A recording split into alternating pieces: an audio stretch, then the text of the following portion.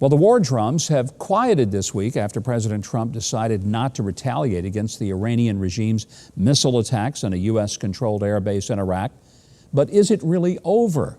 Could the radical mullahs be planning more strikes on U.S. assets and U.S. troops? To answer those questions is national security expert, former Deputy Assistant to President Trump, and radio talk show host, Dr. Sebastian Gorka. Dr. Gorka, it's an honor to have you here, and I'm going to jump right in. We've had a lot of things going on this week. The biggest thing is the president has basically caused Iran to stand down, and now he's put new sanctions on them economically. What happens next? Look, this is something that had to happen long ago. Qasem Soleimani was responsible for the death of at least 603 U.S. servicemen and women. What happens next? We're going to continue to do what we've been doing since the president became the commander-in-chief, which is to squeeze very hard on the murderous mullah's regime in Tehran. But let me be very clear about one thing, Governor. The man I worked for is Mr. Trump, and then as his strategist in the White House as President Trump, is not an interventionist. His first reaction is always to bring our boys home. He takes decisive action when he has intelligence of an imminent threat, and then we take out our enemies. But right now, the future of Iran, Governor, is up to the Persians in Iran.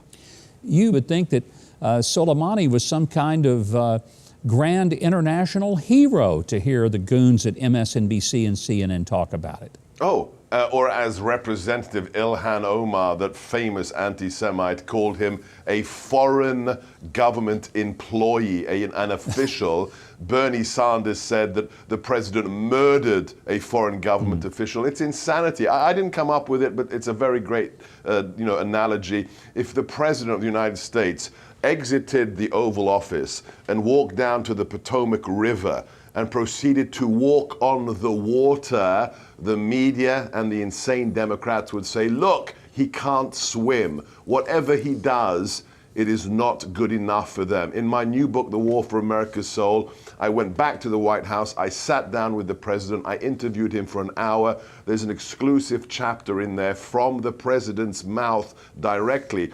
And you understand that this man takes one thing seriously above all else, Governor, and that's keeping you, me, our families, and all Americans safe. I know you talk about him in the book, The War for America's Soul, and I want to bring up the book because help our audience understand what is the war on America's soul and how is this president a part of helping fight that war?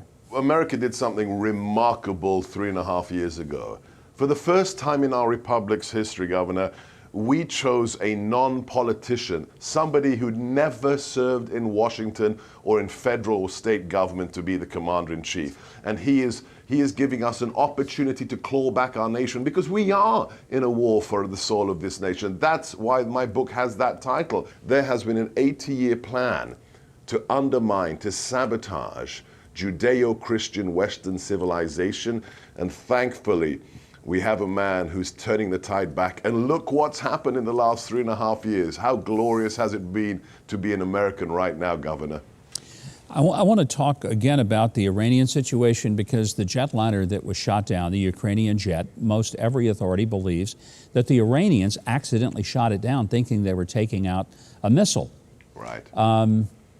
But there was a CNN commentator the other day who actually talked about that America was responsible. I knew somehow Donald Trump would get blamed for it. And he said they were caught in the crossfire. There was no crossfire. Americans weren't shooting at anybody. We had a Democrat congresswoman yesterday who stated that this was a result of collateral damage from President Trump's decision to kill Soleimani. Who are the bad guys in this equation? I mean, seriously, the American president, the American people, the military that took out this heinous terrorist, why are they siding? Why is the media and the Democrat Party siding with those who every Friday in their mosques, Governor, shout death to America? I'll give you one example. Iran backed Hezbollah in the Beirut bombings. In the Beirut bombings, Governor, 241 Marines were killed on one day. That is the largest loss of Marine Corps life since Iwo Jima. And now we have people on Capitol Hill and in the media being apologists for the same regime. It is absolutely despicable, but this is how radical the Democrat Party and the fake news industrial complex has become. Well, you do a brilliant job in the book, The War for America's Soul. I hope people will get a copy and read it. It's a fascinating insight into what's happening in this country by someone who has been at the very center of some of the most important decisions of this particular presidency, Dr. Sebastian Gorka. Thanks, Dr. Gorka. You can hear him every day on his radio show, America First, Monday through Friday on Salem radio stations. Just go to sebgorka.com. It is on your screen. Find out which station is closest to you. Also, check out Dr. Gorka's latest book, as we've said, The War for America's Soul. It's available wherever books are sold and on Amazon.